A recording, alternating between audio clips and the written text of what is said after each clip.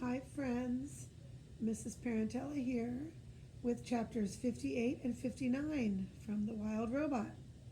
Chapter 58 The Conversations. Thanks to Roz's truce, life inside the nest was mostly harmonious. But when the animals went outside, it was business as usual. Sometimes a lodger wouldn't return. Sometimes a lodger would return in the belly of another lodger. As you can imagine, that made for some awkward moments. So when everyone was gathered around the fire, they tried to keep things pleasant by having conversations like these. I wonder what Brightbill is doing now, Chit Chat lay on her back and looked at the ceiling as she spoke. And where he is, and who he's with, and if he ever thinks about us back here on the island. I am sure he thinks about us, said Roz. I think about him all the time.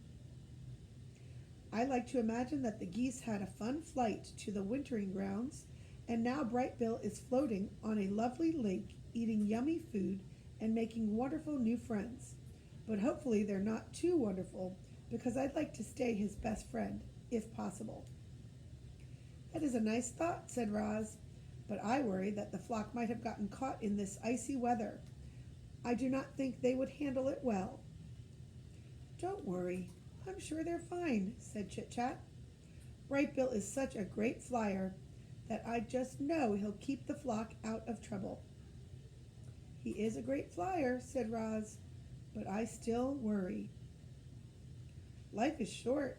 Dig down, the old groundhog was giving another one of her fireside speeches. I'll be lucky if I see the spring. I don't want your pity. I've had a good run.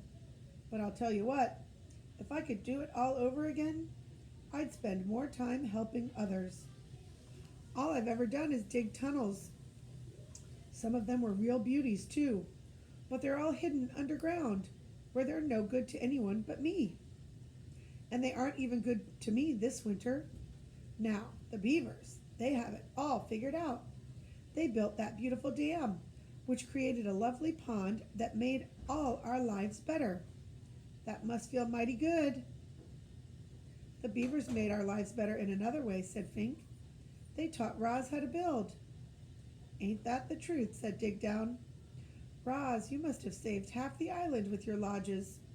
And to think we used to call you a monster. I'll repay my debt to you if it's the last thing I do. Your friendship is payment enough, said Roz. Oh, please. Your sweetness is going to make me sick.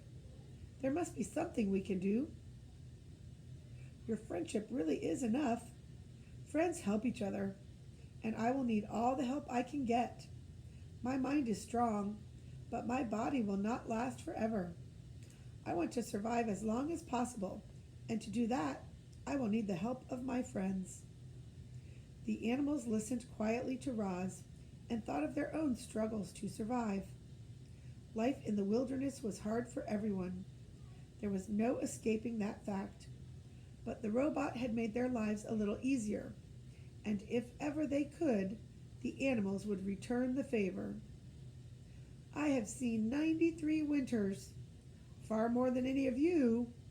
Crag the turtle spoke slowly, but everyone always listened to his words. And I can tell you that the winters have gotten colder, and the summers have gotten hotter, and the storms have gotten fiercer. I heard that the ocean has gotten higher, said Chit Chat, but I don't see how that could be true. I mean, where would all that extra water come from? You are right. The ocean is higher, said Crag. My grandfather used to say that, long ago, this island was not an island at all.